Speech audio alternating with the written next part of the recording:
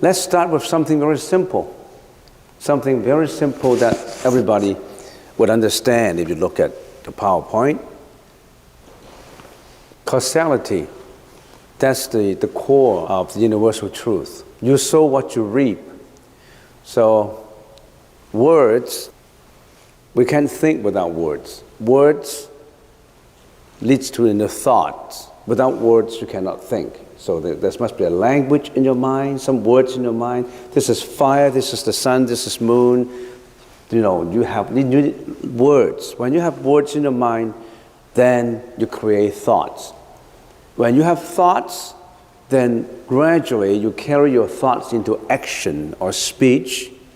And when the actions and speech are repeatedly done, it becomes your habits. And when you have habits,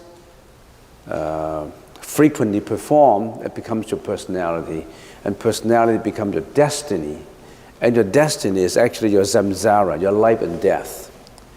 Now then, this looks like a very simple analysis, but we start with words and then we have thoughts. But actually words also start from thoughts. Who created the words? Thoughts. In this version of life, we're looking only at one life. But before that, you also have previous lives. We call it reincarnations. When you have previous lives in your hidden consciousness, you have already the habitual energies in there, which contain all this latent energy. When we reincarnate into another form, another body, actually we carry with ourselves the latent energy.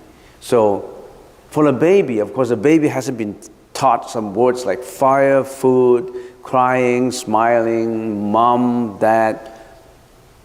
A baby still have to be educated as to words, but he or she, the baby, already have the latent energy in there. So it's easy to collect these words together as the baby grows.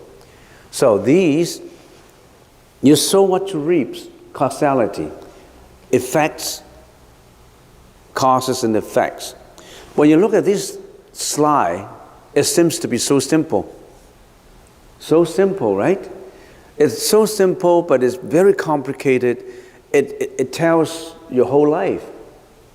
Now, if we want to find out what's the most important, if we can say, philosophy in there. What did we learn? What did we learn just from this slide? Just from this PowerPoint slide? What did we learn?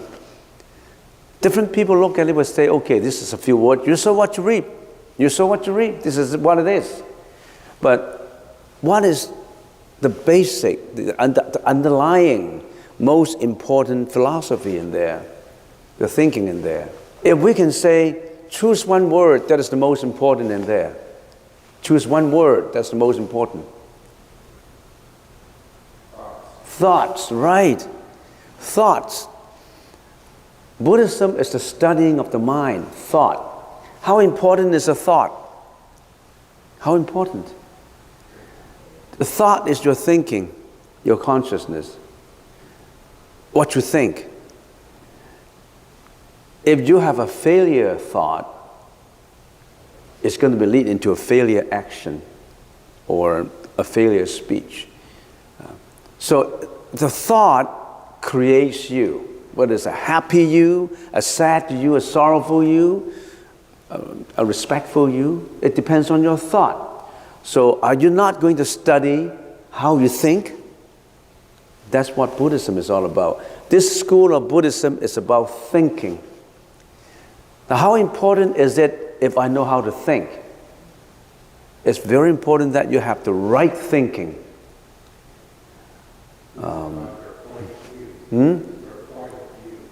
Yeah, your point of view. But your point of view could be bigotry, could be egoistic. Everybody has a point of view. Everybody has that internal commentator in there. Whenever they look at anything, they look at it with tainted glasses. That hidden thought, the habitual thought is already in there. So We're not going to judge which point of view is good, which point of view is right. We're going to go into how we think first, not to put our judgment into what's your point of view. How come you think that way? But let's study objectively as to how we think. That's what the Buddha told us, how to study objectively as to how you think, how you carry out your life. Why are you what you are today? Who are you? Where do you come from? Isn't that the most important? Who are you? Who am I? Why am I thinking what I'm thinking? Why am I at my position right now? So the next question is, who am I? Who am I? Very simple question. Who am I objectively? I wouldn't say I'm John, I'm Jeanette, I'm the son of my father. I won't think that way. Who am I objectively? Who am I? I am body and mind. Very simple. If you say, I am John, you stigmatize that you are a John. A John is brought up in that category, is brought up with that background. We're not objective anymore. So we want to study it objectively. We are, everybody is, body and mind. How do we think? So what is this body and mind? I'm just doing a review of what I've been talking about. I've been talking for at least 60 hours. And how can I do a review in 15 minutes? But I'll try my best because I need to warm up. I need to recollect on what I've been talking about. And I have been away for 2 months now. And there's some newcomers in here. You probably don't know what I'm talking about. But this is something very profound. This is about a school of thought of consciousness in the Sanskrit languages, which Nanamatrata. It's a deep psychology of the mind, expounded by the Buddha. So what is this? So we say we are body and mind. And what is this body? Body, we have internal organs, hair, everything. That's material, that's molecules. And then we have tongue, nose, ears, eyes. Why do we particularly point out the tongues, the nose, the ears, and the eyes? That's the body anyway. Why do we pinpoint that and pull that out and discuss that in detail? Because those are the senses with which we interact with the world. We have a body, we have a heart, a spleen, lung, intestines, and all that. But the Buddha wanted to point out how do you contact the world. So the Buddha wanted to bring out eyes, ears, nose, tongue. Those are the sensory organs together with the body. That's the body part. And how about the mind? The mind has perception, conception, volition, and consciousness. And do you remember the 5 skandhas that we always have been talking about? What is this? Body, perception, conception, volition, consciousness. These are the 5 items, and the Buddha called them the 5 skandhas, the 5 aggregates. That word always appears in sutras. Okay. And all this is materiality, material. And this part is the spirituality, the spiritual part. Perception, conception, volition, and consciousness.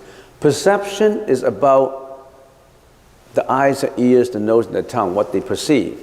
Conception is conceptualization of the inner mano consciousness.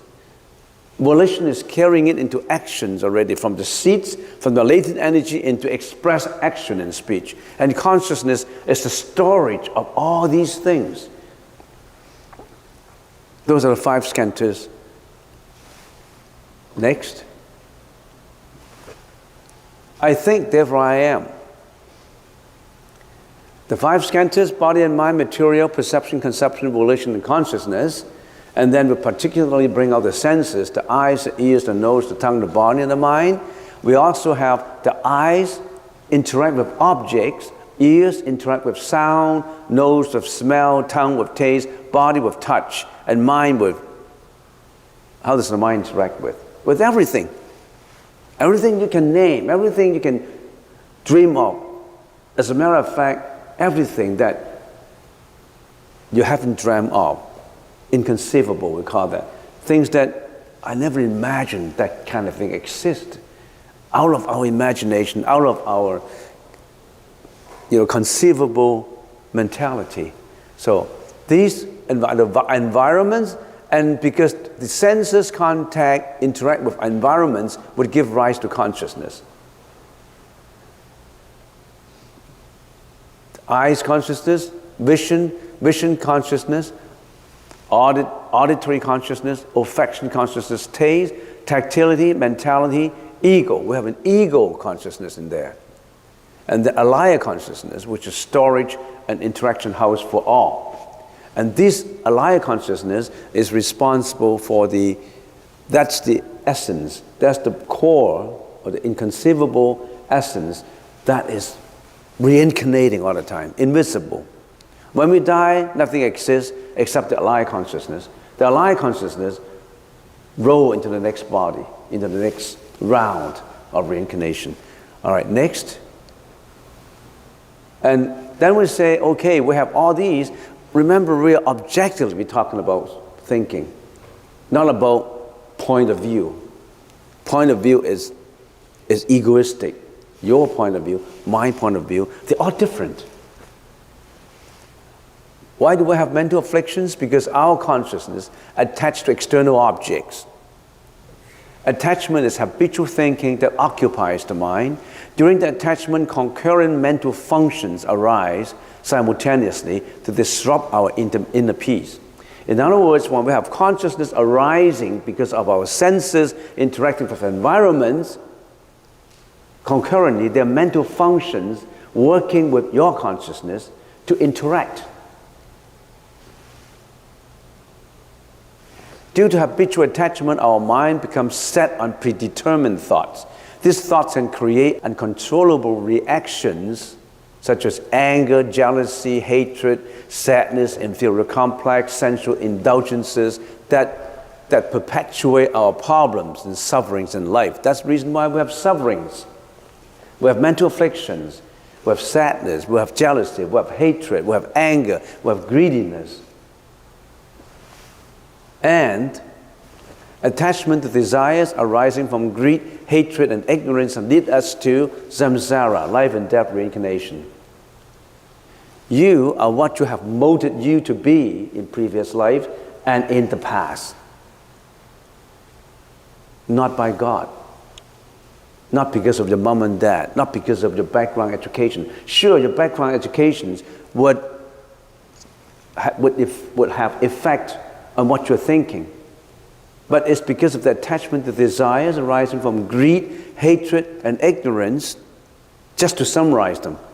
Desires have there's so many facets of desires. The Buddha only point out the most important, the major three. And we'll study all these desires, the categories of these desires as we go along. So why do we reincarnate? It's because of our attachment to desires.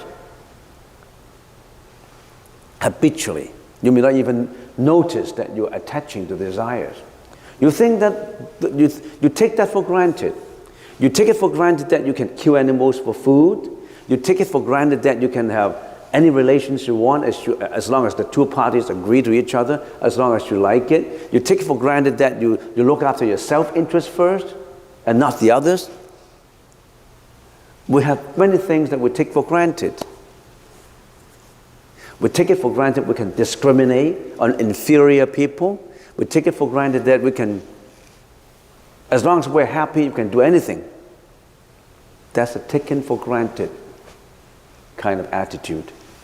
Next, so how does our thinking consciousness work? In giving a review, this is just a review. So when our sensory organs are in contact with objects, what is arising? When the sensory organs themselves are not consciousness, they're just tools of consciousness. External objects are certainly not consciousness. They are apart from consciousness. So where's consciousness then? What is consciousness? So when sensory organs are interacting with objects arising, consciousness arise, right? Okay, consciousness arise, and When consciousness arises, they attach to external objects. When a greedy person, Christmas time, he wanted to buy a diamond ring for his wife. And he went into a shop, he shopped around, he was quite greedy, he has a stealing attitude, and he tried in every way to steal that diamond ring. He attached to it. So he attached to the external objects, he attached to the fact that he wanted to make his wife happy, and he doesn't really care whether he's doing a misbehavior of stealing. So consciousness attached to objects. And consciousness depends on sensory organs, of course. So when the eyes, ears, nose, tongue, body, and mind interact with matter, sound, smell, taste, touch, and all dhammas, consciousness arises.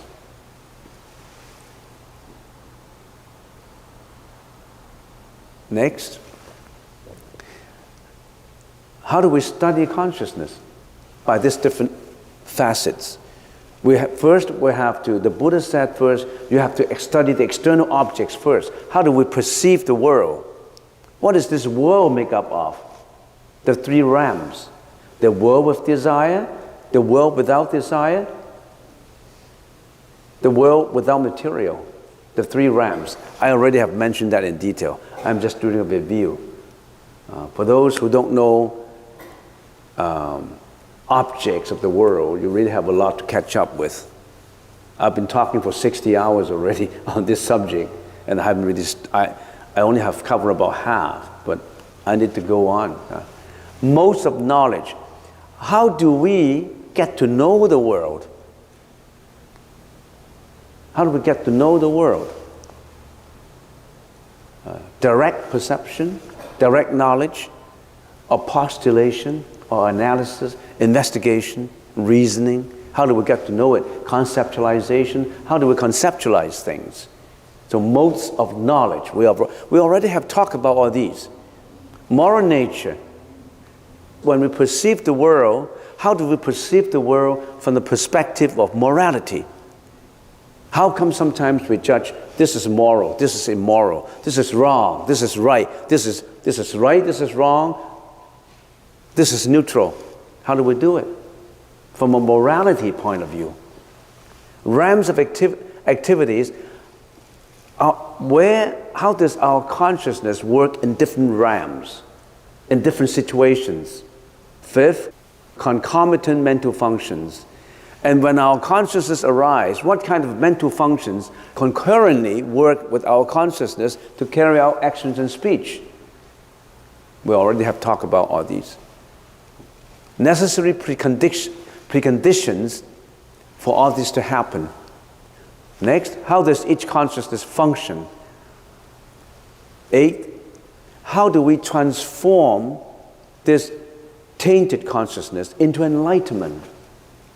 Not just talking about consciousness. How do we change this consciousness, tainted, polluted consciousness, into purity, into enlightenment, into nirvana? That's what the Buddha has been teaching us. 9, results of practice. What is Buddhahood? What is nirvana? Why do we have to study all these? From cause to effect, when we become Buddha, how does it happen?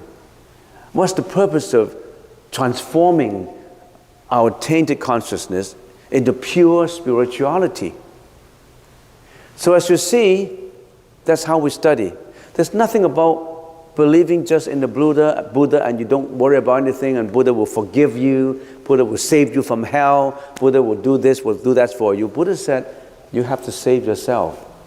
You can't just depend on an external source to save you. You do your salvation.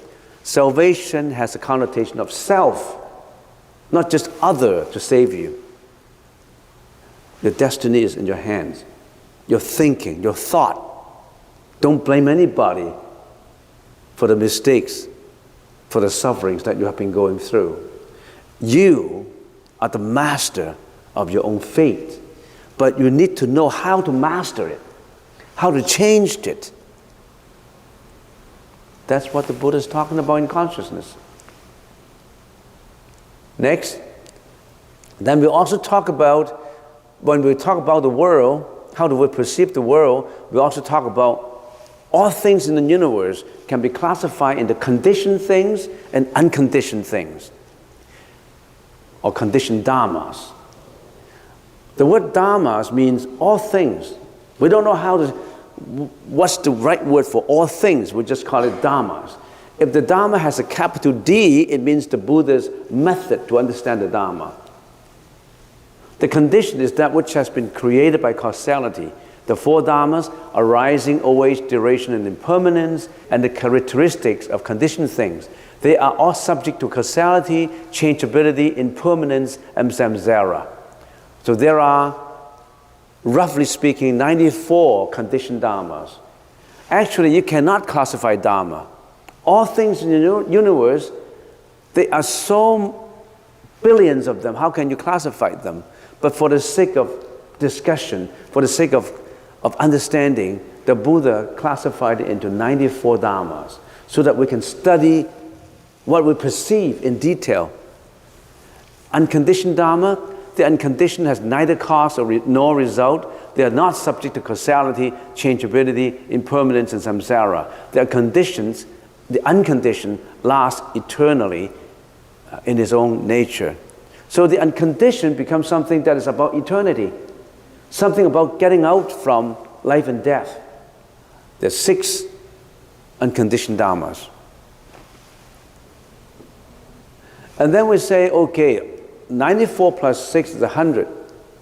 Why don't we look at conditioned dharmas in detail? Conditioned dharmas consist of consciousnesses, 8 consciousnesses, 51 concomitant mental functions, 11 forms, materiality, and 24 dharmas, neither form nor mental functions. 24 of them. So all these add together we have 100. So why 100? More than 100. It should be infinity. But we can't just study infinity, right? We have to bring it out to study it.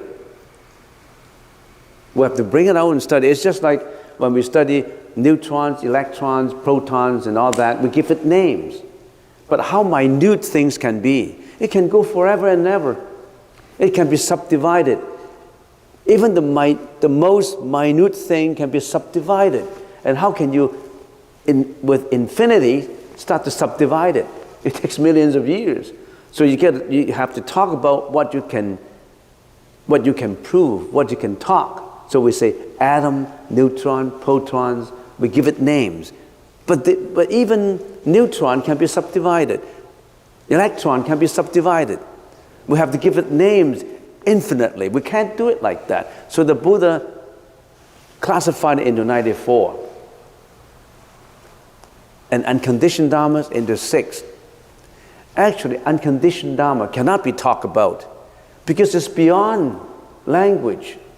But for the sake of talking about it, the Buddha gives 6 unconditioned dharma to talk about the universe. Last time I stopped at 51 concomitant mental functions. And in the 51, what's the detail of this 51? So concomitant mental functions is when your eye consciousness or A consciousness arise, what other mental functions arise simultaneously to help your consciousness to perform, to think, to talk? So we have 5 generally interactive functions, which is attention, contact, sensation, perception, and volition, the 5.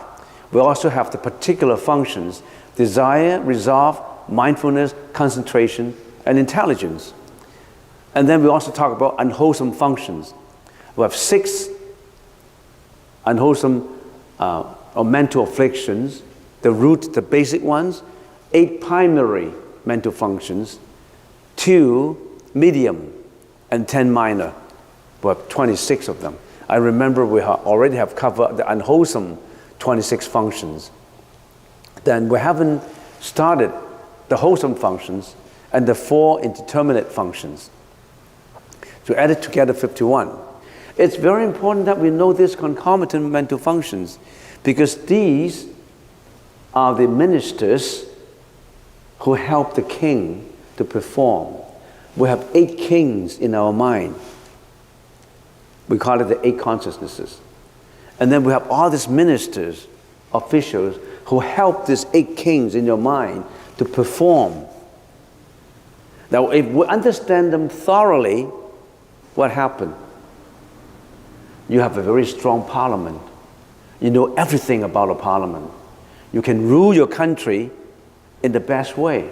What is your country? Your mind is your country. You don't know your parliament. You don't know your mind. Now you know everything about your mind. Then you can gear your mind towards the right thinking.